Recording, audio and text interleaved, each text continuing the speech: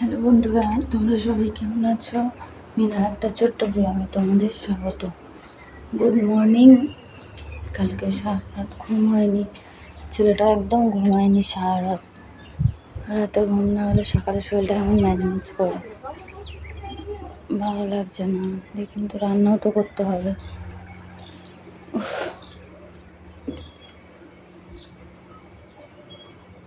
জল নিয়ে এসছে, এবার রান্না বসাবো।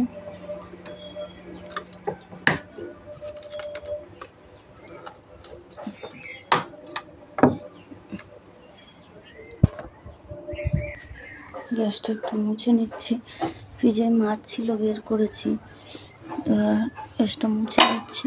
রাতেরবেলা মুছে রাখি, সকালবেলা একটু জল ছড়িয়ে মুছে নিই।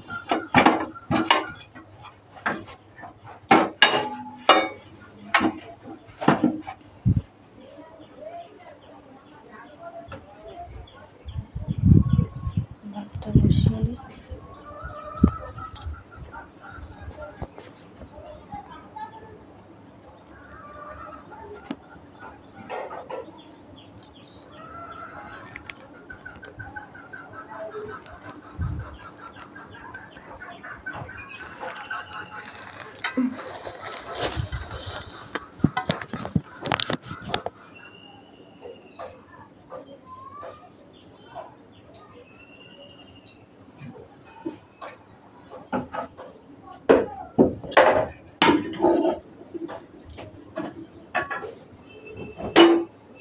কেচে দিয়েছিলাম,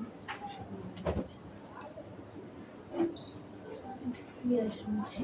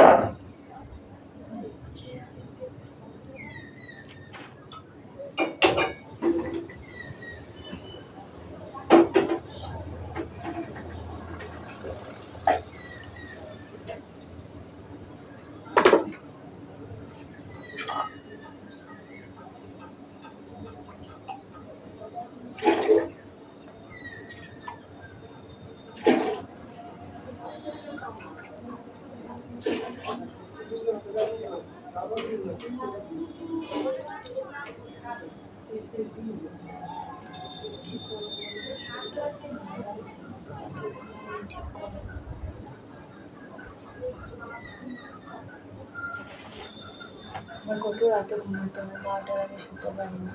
আমার হাজব্যান্ড আসে 10টায়, খেয়ে দিয়ে ছেলেটাকে খাইয়ে শুতে শুতে 12টা 12:30 বেজে যায়।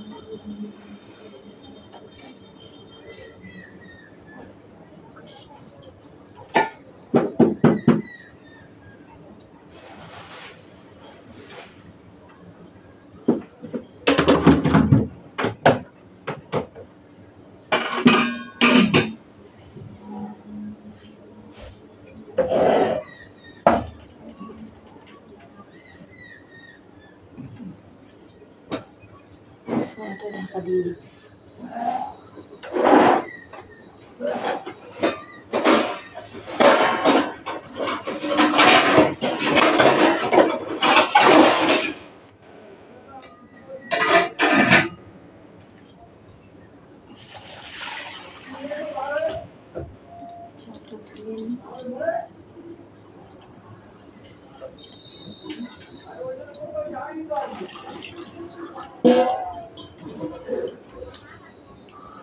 মেঘ করেছে, প্রচণ্ড মেঘ করেছে। সেটা আমার শরীরটা ভালো লাগছে না। এখন রাতের বেলা সব বাসন টাসন এই যে মেজে রাখি, মেজে টেজে রেখে সব গুছিয়ে রেখে তারপরে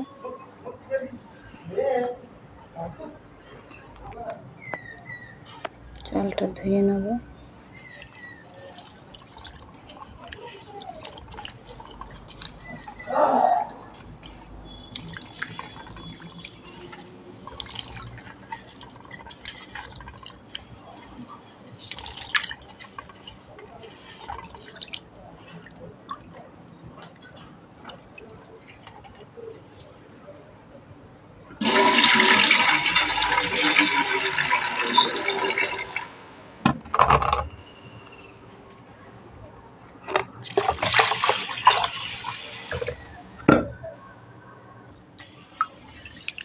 একবার ধুয়ে নিলাম। চালটা দিয়ে দেবো হাঁড়িতে, হয়ে গেছে ধোয়া।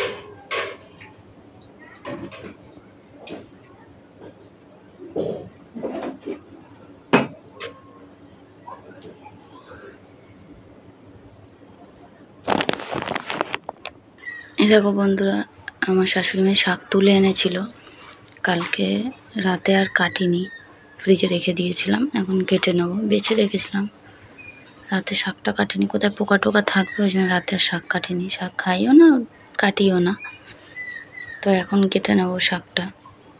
শাকটা কাটা হয়ে গেছে, এবার ধুয়ে নেবো।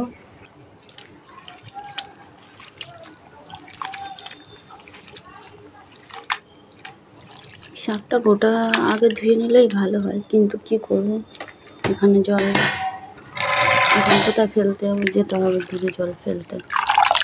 এখন রেখে দিলাম, পরে নিয়ে যাবো ফেলতে। কত জানাবো ওখানেটাই, এখন এক বালতি জল ফেলা হয়নি, ছোটো বালতিটা রয়েছে। যে কলটা ব্যবহার করি, কলে একদম জল ভর্তি হয়ে গেছে। যে কুয়াটা খোলা আছে, 3-4 ঘরে জল হতো, সবাই কাজ করলে আর কত থাকে, ভর্তি হয়ে গেছে।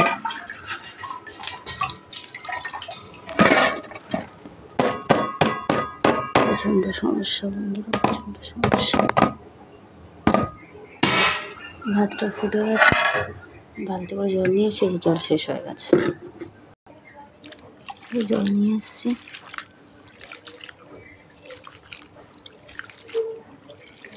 পা যন্ত্রণা হচ্ছে।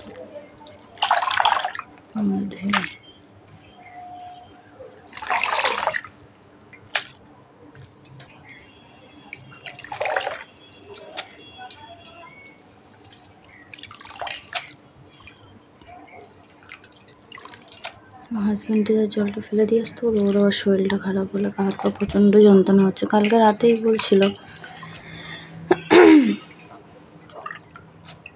তো এখন মনে হয় জ্বর আসছে। হাত পা যন্ত্রণা হলেই জ্বর আসে, জ্বর আসছে মনে হয়। তো কী করবে, কাজে তো যেতে হবে।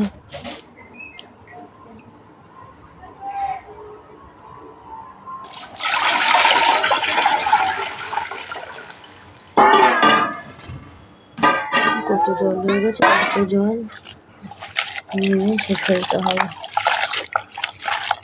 ভালো লাগে না আমার।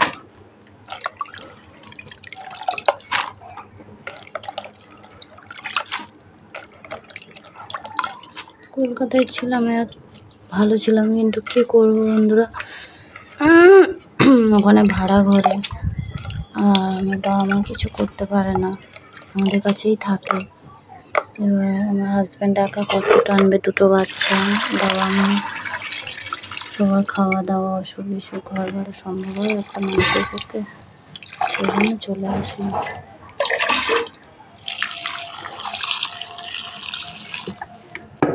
কী করবো, আমার পক্ষে চালানো সম্ভব হচ্ছিল না। হয় কোনো মানুষের পক্ষেই সম্ভব না, তাই না? একা একজনের পক্ষে এত বড় সংসারটা টানা সম্ভব হয়? তেমন ইনকাম থাকলে হয়। ভাতটা ফুটে গেছে, এদিকে নামিয়ে রাখি, দিয়ে তরকারিটা বসাই।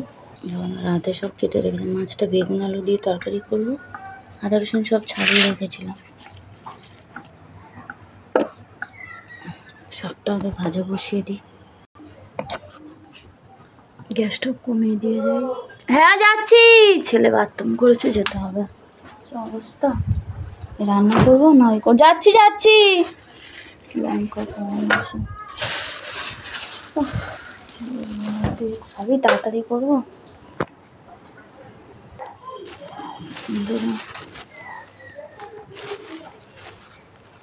পটি বলছিল পয়সা টয়সা করে দিয়ে আসলাম। লঙ্কা কাঁচা লঙ্কা নিয়ে কম আছে, একটা মাছের তরকারি দেবো, আর এটা রসুন পেঁয়াজ দিয়ে ভাজবো শাকটা, লঙ্কা কটা কেটে নিই।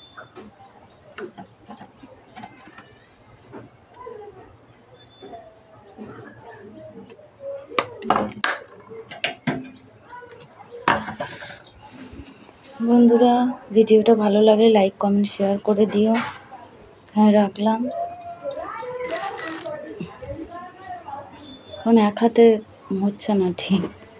তোমরা সবাই ভালো থাকবে, ভিডিওটা ভালো লাগলে লাইক কমেন্ট শেয়ার করে চ্যানেলটাকে সাবস্ক্রাইব করে দিও।